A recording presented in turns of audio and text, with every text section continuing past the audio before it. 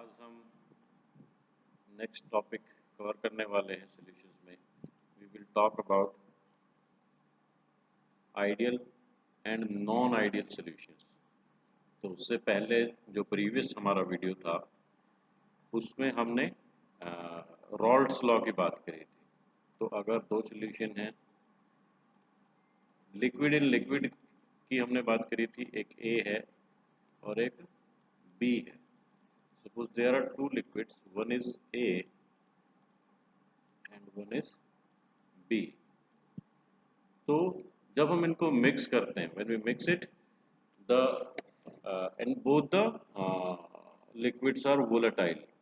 तो जब हम इनको मिक्स करेंगे तो जो वेपर प्रेशर होगा इनके मिक्स होने के बाद, जो कंपोनेंट उसमें अब ए के भी पार्टिकल हैं और बी के भी पार्टिकल हैं, जब हम इन दोनों को मिक्स कर देते हैं तो किसी भी ए का जो वेपर प्रेशर होगा, vapour pressure of A will be directly proportional to vapour pressure of A will be directly proportional to the mole of A का कितना मोल है, ठीक है। और इसको हटाने के लिए फिर हमने प्रोपोर्शनलिटी कांस्टेंट को हटाने के लिए हमने देखा था कि हमने पी नोट ए प्योर उसका ये सब ऐड किया था। तो ये रॉल्ड्स लॉ है। तो बेसिकली रॉल्ड्स लॉ क्या है? Vapour pressure of any component if you mix two volatile liquids, so in the vapor pressure is proportional to the mole fraction. तो जिसके जितने मोल होंगे उसी के वेपर प्रेशर वो प्रोपोर्शनेट हो जाएगा। अब जो इस लॉ को मानता है वो सॉल्यूशन कहलाएगा आइडियल सॉल्यूशन, और आइडियल सॉल्यूशन, और जो नहीं मानता नॉन आइडियल सॉल्यूशन। तो simple on the basis of this Raoult's law, जो रॉल्ड्स लॉ को फॉलो करेगा वो होगा आपका the solutions which obey Raoult's law over entire range of concentration are called ideal solutions. तो ideal solutions कौन से हो गए? जो Raoult's law को फॉलो करते हैं, और जो Raoult's law को फॉलो नहीं करते वो हो गए आपके नॉन आइडियल सॉल्यूशन। अभी तक काफी सिंपल है। दो चीजें और देखनी है हमें। Delta H mixing, what is delta H? That is enthalpy of mixing, यानी जब हम इन दोनों को मिक्स करेंगे तो कोई हीट चेंज नहीं होगा and there will not be any change in the volume. तो ये भी दो कंडीशन है that must be fulfilled for ideal solutions. तो लिक्विड इन लिक्विड सॉल्यूशन की हम बात कर रहे हैं और दोनों के मिक्स होने पर कोई हीट चेंज नहीं हो रही, तो ये सब कैसे होगा? ये तब होगा, आप इसको ऐसे समझे कि जो ए सॉल्यूशन में ए और ए के बीच में क्या हो रहा है, सॉरी मैं आपको बताता हूँ। जो ए सॉल्यूशन है उसमें ए के मॉलिक्यूल हैं, ए पार्टिकल्स में इंट्रैक्शन है, और जो बी सॉल्यूशन है उसके अंदर बी में इंट्रैक्शन है, ठीक है। यहाँ पर ए में इंट्रैक्शन है, यहाँ पे बी में है। अब इन दोनों को जब हम मिक्स करेंगे तो जो नई इंट्रैक्शन होगी वो ए और बी के अंदर होगी, ठीक है। तो इंटरमोलिकुलर अट्रैक्शन की बात कर सकते हैं आप, इंट्रैक्शन की बात कर सकते हैं। जो ए के मॉलिक्यूल थे उनके बीच में कुछ इंट्रैक्शन थी, बी के मॉलिक्यूल थे उनके अंदर अलग से कुछ इंट्रैक्शन थी, लेकिन अगर वो जब मिक्स होते हैं तो ए बी की जो नई इंट्रैक्शन है, अगर ये इट इज इक्विवेलेंट टू ए और बी, यानी इसमें same he almost force of attraction रहता है, तो उसमें ना वॉल्यूम चेंज होगा ना कोई एंथैल्पी चेंज होगा। तो आइडियली यानी हमें रूल्स लॉ ऑबे करने की जो अंडरस्टैंडिंग है वो पता होनी चाहिए। कोई सॉल्यूशन कैसे ऑबे करेगा? वो सॉल्यूशन ऑबे करेंगे जिनके इंडिविजुअल जो कंपोनेंट हैं उनके बीच के फोर्स ऑफ अट्रैक्शन जो है वो उनके आपस में मिक्स होने के बाद जो फोर्स ऑफ अट्रैक्शन है उनके इक्विवेलेंट होंगे, ठीक है, बराबर होंगे। तो वो इसमें कोई चेंज नहीं आएगा, यानी ए को ए के साथ इंटरेक्शन भी का इतना ही था जितना ए का बी के साथ है, उसमें कोई चेंज नहीं हुआ, यानी दोनों के मिक्स होने से कोई नए फोर्सेस कम या ज़्यादा नहीं हुए, इंटरमोलिकुलर फोर्सेस। तो such solution will be ideal solution. Now we talk about non ideal solutions. तो नॉन आइडियल सॉल्यूशंस में क्या आ जाएगा? ये ओबे नहीं करेंगे रॉल्ड्स लॉ के। अब ये ओबे नहीं करेंगे तो there are two ways, one is the positive deviation and one is the negative deviation. यानी कि हमने जो रॉल्ड्स लॉ के हिसाब से वेपर प्रेशर प्रिडिक्ट किया था उसके हिसाब से हमारा ये, अगर तो उससे ऊपर आ रहा है then it is positive deviation, और उससे नीचे आ रहा है तो it is negative deviation. Non ideal solutions obviously they will not follow Raoult's law, लेकिन जब वो रॉल्ड्स लॉ को फॉलो नहीं करेंगे तो जो वैल्यू वॉल्यूम की वेपर प्रेशर की आनी चाहिए वो या तो रॉल्ड्स लॉ के हिसाब से जो आना था उससे ऊपर आएगी या नीचे आएगी। ऊपर आता है तो it is called the positive deviation और नीचे आता है तो it is called the negative deviation.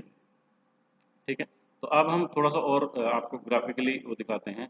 यहाँ पर वेपर प्रेशर आइडली ये हमारा रॉल्स लॉ के हिसाब से है, तो वेपर प्रेशर ज़्यादा आ रहा है, दिस इज पॉजिटिव डेविएशन। यहाँ पर वेपर प्रेशर जो है वो प्रेडिक्शन जो हमने किया था उससे नीचे की तरफ आ रहा है। आप देखो P1 P2 ये ग्राफ को फॉलो नहीं कर रहे हैं, उससे नीचे की तरफ जा रहे हैं, this is called the negative deviation. तो पॉजिटिव और नेगेटिव दो तरह की डेविएशन है रॉल्स लॉ से, और दोनों नॉन आइडियल सॉल्यूशंस के अंदर ये पाए जाएंगे। तो आपको एक एक इनका एग्जाम्पल भी पता होना चाहिए कि कौन से मिक्सचर्स जो है वो आपको पॉजिटिव डेविएशन दिखाते हैं और कौन से नेगेटिव डेविएशन दिखाते हैं। तो सबसे पहले देखते हैं mixtures of ethanol and acetone. ये methanol acetone positive positive deviation दिखाते हैं, मिथेनॉल एंड एसीटोन। तो हो क्या रहा था, मिथेनॉल मिथेनॉल के अंदर हाइड्रोजन बॉन्डिंग थी, हाइड्रोजन बॉन्ड था। ठीक है, तो ए की इंटरेक्शन क्या थी, बहुत स्ट्रॉन्ग थी, जैसे जो हमने पिछले एग्जांपल में अगर हम ए टू ए इंटरेक्शन देखें तो एक कंपोनेंट में बहुत स्ट्रॉन्ग इंटरेक्शन थी। एसीटोन के साथ जब वो मिक्स होता है, जब वो एसीटोन के साथ मिक्स होगा तो ये एसीटोन के मॉलिक्यूल इनके बीच में इस हाइड्रोजन बॉन्ड को काफ़ी हद तक कम करते हैं मिक्सचर के बाद। यानी ए की इंटरेक्शन बहुत स्ट्रॉन्ग थी और ए बी की इंटरेक्शन इतनी स्ट्रॉन्ग नहीं थी।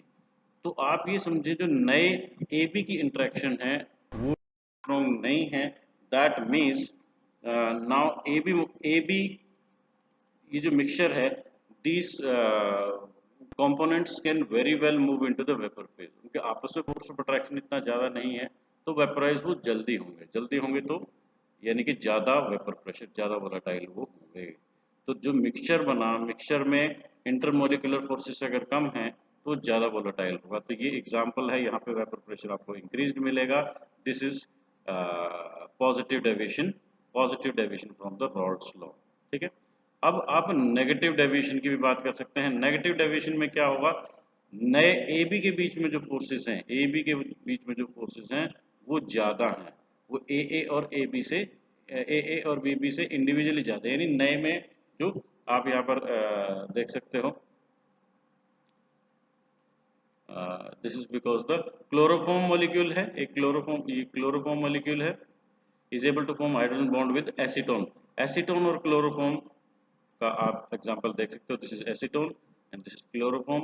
तो इंडिविजुअली इन मॉलिक्यूल में एसीटोन का जो मॉलिक्यूल है उसके बीच में कोई ज़्यादा इंटरेक्शन नहीं थी, क्लोरोफॉर्म के मॉलिक्यूल में ज़्यादा इंटरेक्शन नहीं थी, लेकिन जब उनको हमने मिलाया तो उनके बीच में एक नया फोर्स डेवलप हो गया, this is the hydrogen bond. यानी ए बी की इंटरेक्शन ए और बी से ज़्यादा है, ए की इंटरेक्शन और बी की जो इंटरेक्शन है इन दोनों से ज़्यादा है आपकी ए बी की इंटरेक्शन। तो नया फोर्स ऑफ अट्रैक्शन इंक्रीज हो गया। ज़्यादा फोर्स ऑफ अट्रैक्शन इंक्रीज होने का मतलब क्या है कि अब वो कम वेपराइज होंगे तो वेपर प्रेशर कम होगा, this is called the negative deviation from Rawls law. तो हमने देखा रॉल्स लॉ वो जो फॉलो करेगा वो होगा आपका आइडियल सॉल्यूशन, जो नहीं करेगा वो नॉन आइडियल सॉल्यूशन। और नॉन आइडियल अगेन दो तरह के होंगे, जिनमें पॉजिटिव डेविएशन वाले होंगे और नेगेटिव डेविएशन वाले। अच्छा, एक खास तरह के मिक्सचर्स हो सकते हैं, दो लिक्विड हो सकते हैं, उनको मिक्स करने पे they form azeotropes, means they have the same composition in liquid and vapour phase and boil at a constant temperature. आपने जनरली देखा होगा, जैसे मान लो दो मिक्सचर हैं ए और बी, हम इनको फ्रैक्शनल डिस्टिलेशन से कैसे करते हैं, जब हम इनको हीट करते हैं तो इनके वेपर बनते हैं और उनको हम कंडेंस कर लेते हैं, इन वेपर्स को हम कंडेंस कर लेते हैं। तो जब हम कंडेंस करते हैं तो जो जिसका इसका एक का बॉइलिंग पॉइंट जिसका पहले आ जाता है वो पहले बॉयल हो गया पे कंडेंस होकर इकट्ठा हो जाता है, फिर बी का आता है। तो इस तरह से फ्रैक्शनल डिस्टिलेशन होता है। लेकिन ये देखो खास तरह के लिक्विड हैं जो बाइनरी मिक्सचर है, they have the same composition in liquid and vapour phase and boil at a constant temperature. तो इनको एजियोट्रॉप्स बोलते हैं, means azeotropes are constant boiling mixtures. अब एजियोट्रॉप्स की प्रॉब्लम क्या होगी कि you can not distil them using a fractional distillation. ठीक है, तो इन सब चीज़ों को पढ़ें और कॉन्सेप्ट को समझें। That is all for this video, thank you.